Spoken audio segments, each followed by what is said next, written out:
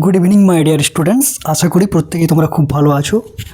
তো চলো আজকে আমি West Bengal board of secondary এডুকেশনের ক্লাস 8-এর প্রিন্সেস সেপ্টেম্বর শর্ট স্টোরিটি তোমাদের সামনে ডিসকাস করছি। আশা করি গল্পটা তোমাদের ভালো লাগবে। তো এটা আমার রিকোয়েস্ট, গল্পটা ফার্স্ট থেকে লাস্ট অবধি শুনে যাও। এটা 3টা পার্টে যাবে। এটা হচ্ছে ফার্স্ট পার্ট, তারপর আবার পরের 2টো পার্ট আমি আপলোড করে দেবো, ঠিক আছে? তো শুনতে থাকো গল্পটা। প্রিন্সেস সেপ্টেম্বর শর্ট স্টোরিটা পড়ার আগে সবার প্রথম আমাদেরকে উইলিয়াম সমারসেট মম অর্থাৎ আমাদের রাইটার সম্পর্কে জানতে হবে। William Somerset Maugham was born in the year of 1874। 1874 সালে উইলিয়াম সমারসেট মম জন্মগ্রহণ করেছিলেন। He was a British playwright, novelist and short story writer. তিনি কী ছিলেন? তিনি ছিলেন একজন ব্রিটিশ প্লেরাইট। প্লেরাইট মানে নাট্যকার, যারা নাটক লেখেন। নোভেলিস্ট মানে হলো উপন্যাসিক, যারা উপন্যাস লেখেন। And short story writer. Short story writer মানে বলো কি? শর্ট স্টোরি রাইটার মানে হলো যারা ছোটো গল্প লেখেন। এই যে আমরা যখন এখন এটা পড়বো, এটা হচ্ছে একটা শর্ট স্টোরির এক্সাম্পল, ঠিক আছে? এবারে during and after the wars he travels to India and South East Asia. এবার দুটো ওয়ার্ল্ড ওয়ার হয়েছিল, এটা তোমরা জানো। একটা হচ্ছে ফার্স্ট ওয়ার্ল্ড ওয়ার 1914 1914, একটা হচ্ছে সেকেন্ড ওয়ার্ল্ড ওয়ার 1939। এই দুটো ওয়ার্ল্ড ওয়ার যখন চলছিল তখন তিনি কোথায় এসেছিলেন? তিনি হি travel to India and South East Asia. তিনি ভারতবর্ষ এবং সাউথ ইস্ট এশিয়া অর্থাৎ দক্ষিণ পূর্ব এশিয়া তিনি এসেছিলেন বা ঘুরতে এসেছিলেন। Of human bondage is regarded as moms most important novel.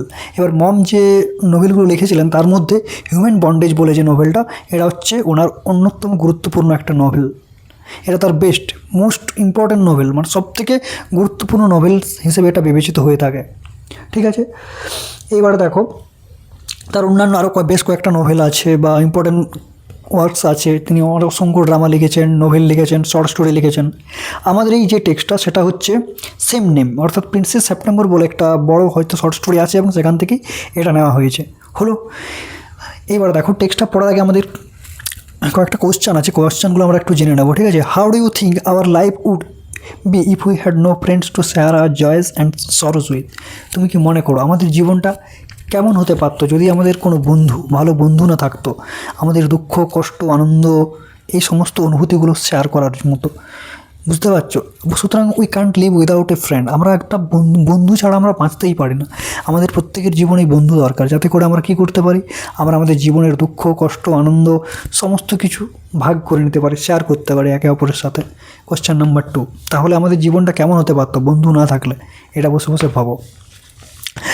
Observe and state the difference in your feelings when you are looking at a distance tree from your window. মনে করো তুমি তোমার জানলা থেকে দূরের একটা গাছকে দেখছো। You go and sit under the very tree. গাছটার নিচে চলে যাও এবং সেখানে গিয়ে বসো। রবীন্দ্রনাথ ঠাকুর, কয়েক মোমেন্টের জন্য তুমি কবিগুরু হয়ে যাও, ঠিক আছে? তো এই গেল টেক্সট শুরুর আগে। এবার আমরা সরাসরি গল্পে চলে যাব। তো গল্পটা মন দিয়ে শুনবে। Princess September the daughter of the king of Siam বা সায়াম। প্রিন্সেস সেপ্টেম্বর যিনি ছিলেন সিয়ামের রাজার কন্যা, ওয়াজ ভেরি আনহ্যাপি। গল্পের শুরুতেই আমরা দেখতে পাচ্ছি রাজকন্যা সেপ্টেম্বরকে যথেষ্ট দুঃখিত দেখতে লাগছে, very unhappy. C was weeping alone one day in her own room when she saw a little bird hop in. এবারে একদিনকে আমরা দেখতে পাচ্ছি যে সি ওয়াজ উইপিং, সে কান্না করছিল, অ্যালোন মানে একা, ইন হার ওন রুম তার নিজের রুমে। ঠিক সেই সময় কি হলো, একটা পাখি, ছোট্ট পাখি হোপ করলো মানে লাফিয়ে তার কাছে এলো। Then the little bird began to sing. আর ছোট্ট পাখিটা কী করলো, গান গাইতে শুরু করলো। He sang a beautiful song all about the lake in the king's garden. এবারে রাজার বাগানে যে সমস্ত হ্রদগুলো আছে, ছোটো ছোটো হ্রদ, সেই হ্রদগুলোকে নিয়ে কী করলো বলো তো, পাখিটা গান গাইতে শুরু করলো। The willow trees reflected in the still water. আর সেই হ্রদের পাশে আছে উইলো গাছ, আর সেই উইলো গাছের ছায়া এসে কোথায় পড়ছে, সেই হ্রদের পরিষ্কার জলে। সেই নিয়ে কী করছে, পাখিটা গান গাইছে, শোনাচ্ছে কাকে, প্রিন্সেস সেপ্টেম্বরকে। হোয়েন হি হ্যাড ফিনিশড, যখন তার গান গাওয়া শেষ হলো, the Princess was not crying anymore. Princess আর কান্না করলেন না বা করছিল না। That was very nice song. সত্যি এটা একটা খুব সুন্দর গান। সে সেড, প্রিন্সেস সেপ্টেম্বর বললেন। Would you want me to live with you, said the little bird. এইবারে ছোট্ট পাখিটা বলছে, তুমি কি চাও আমি তোমার সাথে থেকে যাই? Princess September clapped her hands with delight. এবারে রাজকন্যা সেপ্টেম্বর কী করলো, পাখির এই কথাটা শুনে সে আনন্দে হাততালি দিয়ে উঠলো। Then the little bird hopped on to the end of the bed. এবারে ছোটো পাখিটা বুঝে গেল যে প্রিন্সেস সেপ্টেম্বরের ইচ্ছা আছে যে আমি তার সাথে থেকে যাই। তখনই সে কী বললো, লাফিয়ে তার বেডে চলে গেল এবং বেডের একেবারে শেষ প্রান্তে। এন্ড এন্ড মানে হচ্ছে শেষ প্রান্ত।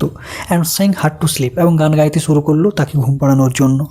When she awake the next day the little bird was still sitting দেয়ার।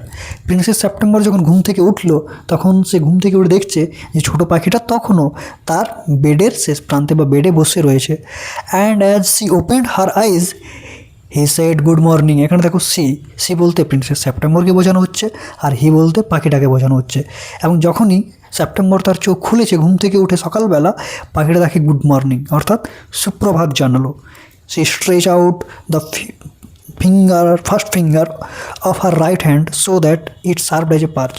এবারে কী করলো, সে তার ডান হাতের ফার্স্ট ফিঙ্গার মানে প্রথম আঙুল, এটা তোমরা এই আঙুলটা ধরতে পারো, ঠিক আছে। কী করলো, ওটা দিয়ে দিল পাখিটাকে, ছোট্ট পাখি, যাতে করে সেটাতে সে বসতে পারে। The little bird flew down and sat on it. পাখিটা উড়ে এলো, উড়ে এসে কী করলো, তার হাতের ওই আঙুলটাতে, প্রথম আঙুলটাতে বসলো। কার? প্রিন্সেস সেপ্টেম্বরের। Then she went through the places.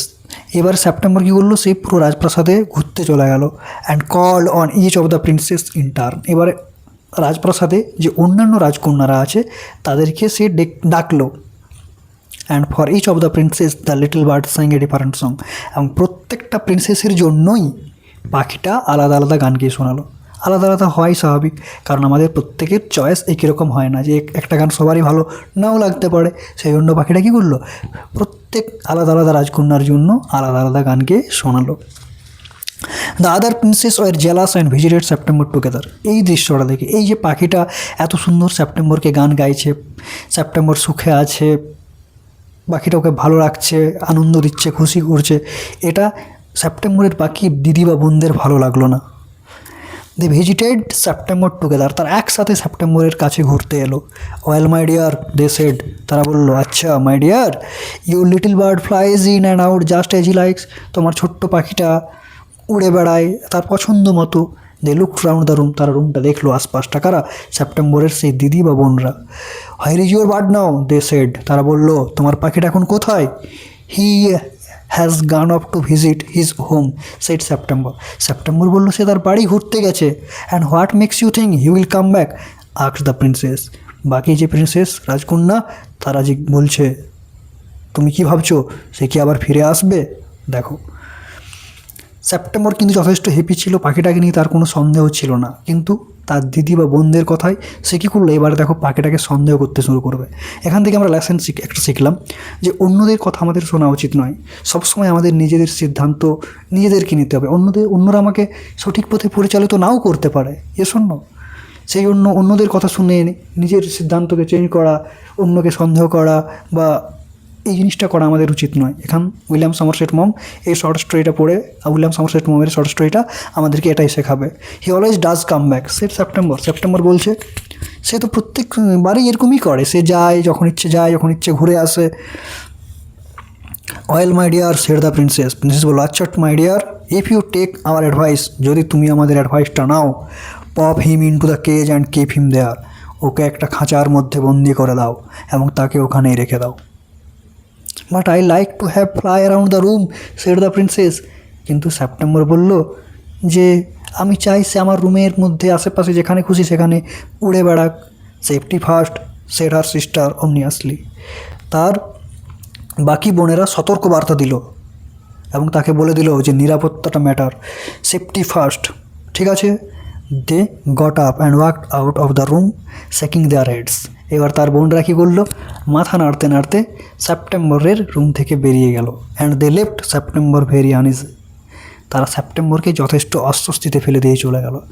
এতক্ষণ কি সেপ্টেম্বরের কোনো চিন্তা ছিল না পাখিটাকে নিয়ে, সে যথেষ্ট সুখে শান্তিতে পাখিটার সাথে তার দিব্যি দিন কাটছিল।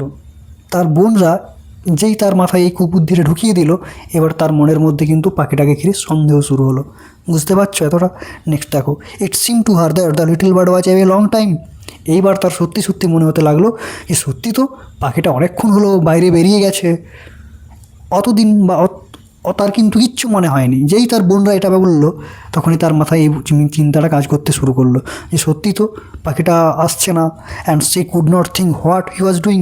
এবং সে বুঝে উঠতে পারছিল না সেপ্টেম্বর যে পাখিটা ঠিক কী করছে। হি মাইট ফরগেট হার, সে তাকে ভুলে গেল নাকি?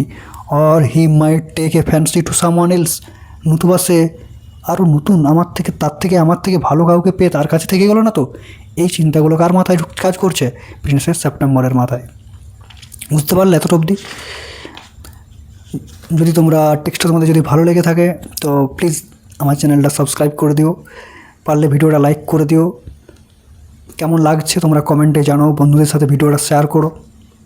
ঠিক আছে, তোমরা এই কাজগুলো একটু করে দিও, তাহলে আমি তোমাদের প্রতি কৃতজ্ঞ থাকবো। আর নেক্সট পার্ট খুব তাড়াতাড়ি আসছে।